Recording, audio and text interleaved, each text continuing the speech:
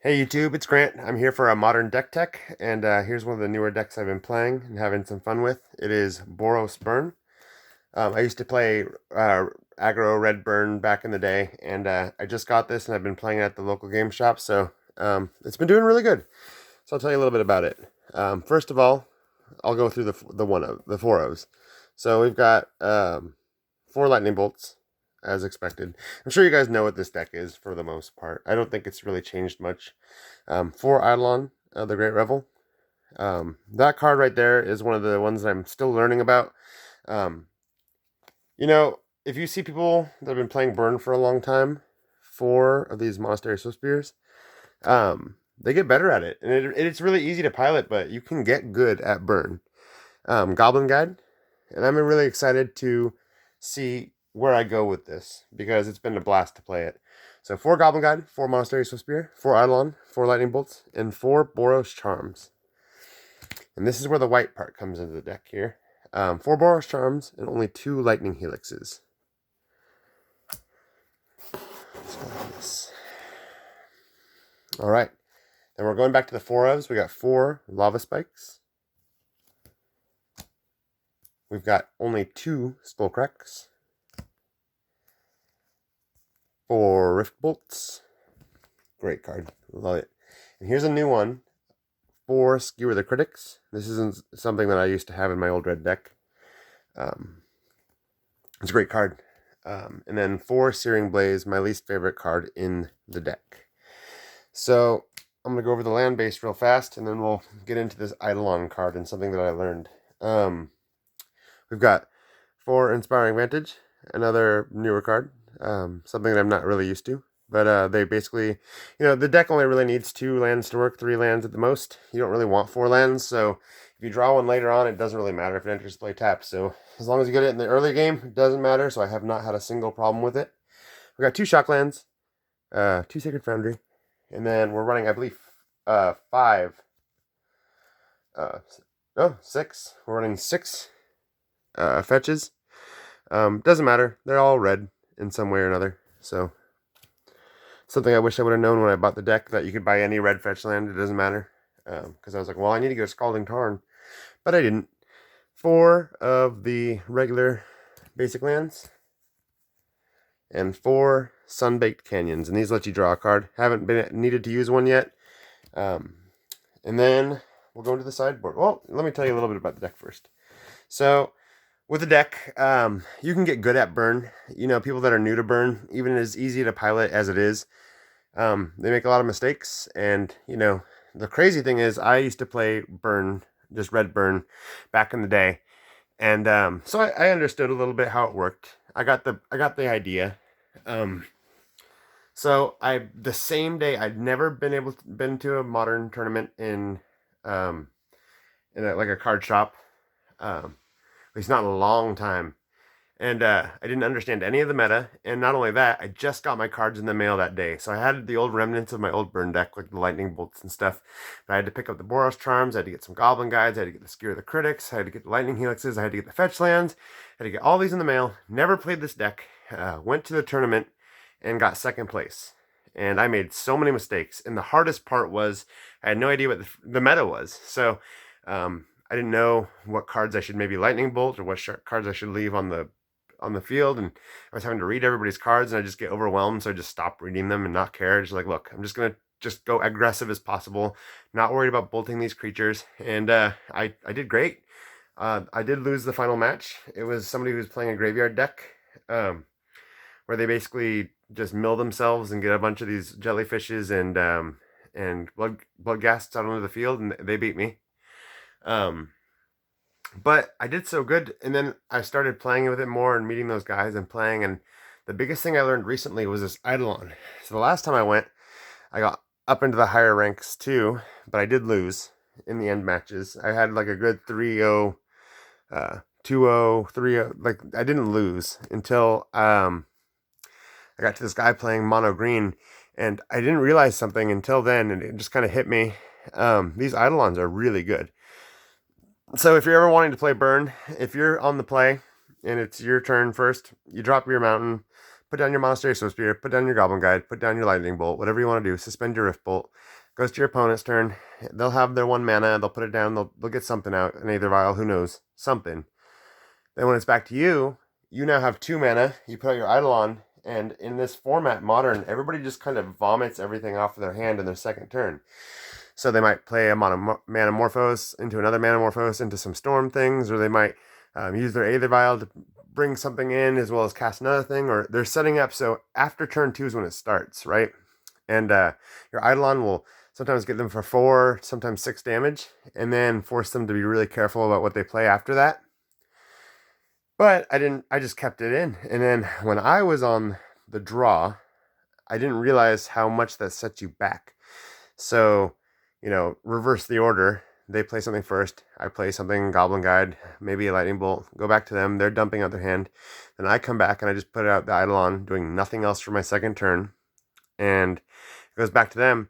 They've already got a good amount of their hand out. And they can play smart. And I might get a little bit out of the Eidolon. But depending on what they have on the board, they can kind of work around it, sneak in damage to me, make me damage myself with it. And I really realized that Eidolon is an amazing card if you're playing first. It's not so great if you're playing second, with the exception of some decks like Storm. Some decks, they just need to play a lot of stuff, and the Eidolon will give you really good value.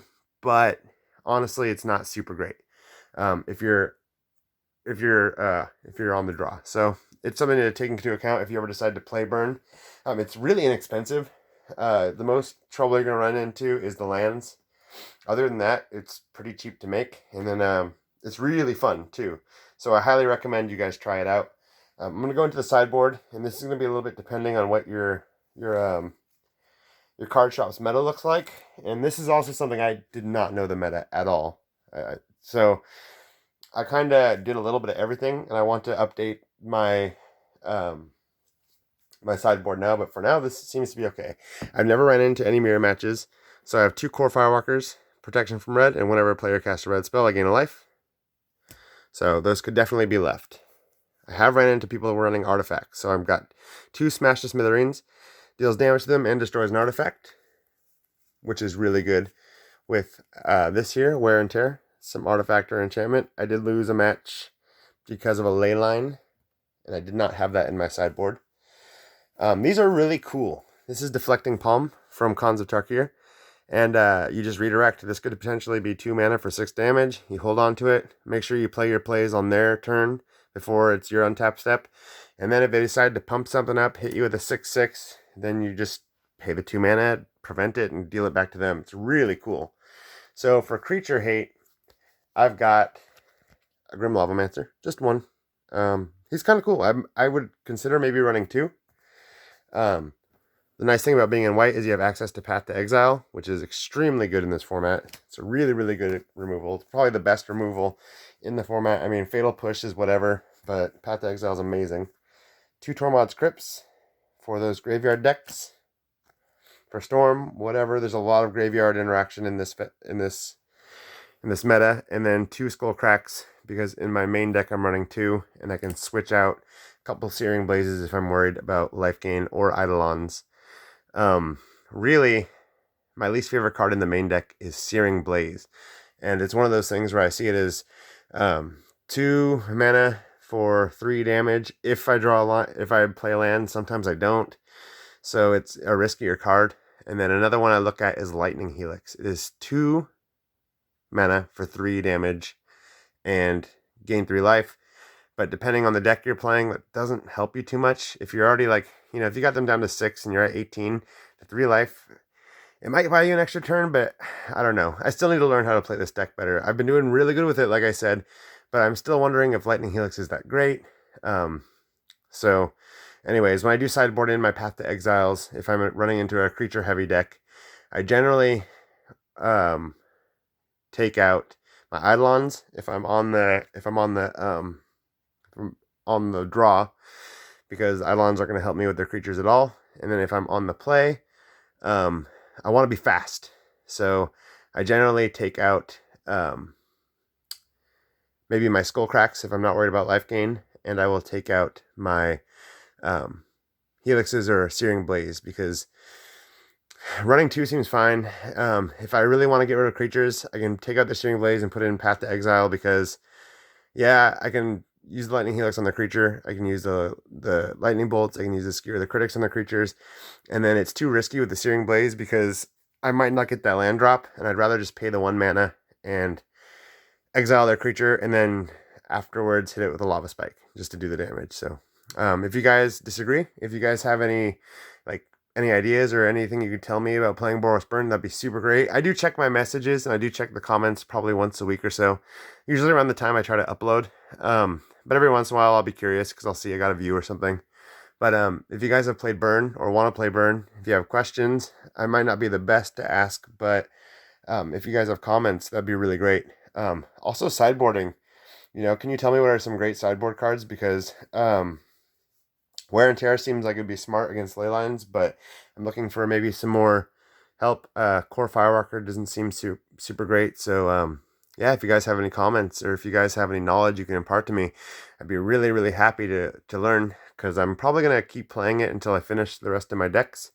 And when I do, I'll be making some more modern deck tech type videos.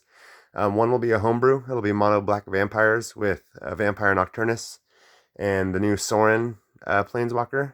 It'll be running probably Urborg, Fetch Lands, and Bloodghasts. Some cards I used to have from when I played Vampires before. It'll be a lot of Death Touch Lifelink, so the Gifted Aetherborns and Nighthawks, and then my Lord, besides Vampire Nocturnus, will probably be either 2 Calastrias and 2 Captivating Vampires, or just 4 Captivating Vampires. But I'll go into it later, and I actually would like, I don't know if anybody even see this, but if you guys can subscribe, that'd be great if you know anything about vampires, because instead of investing a bunch of money in playtesting, I'd rather just hear what some people think about what would be a good route to go for mono black vampires.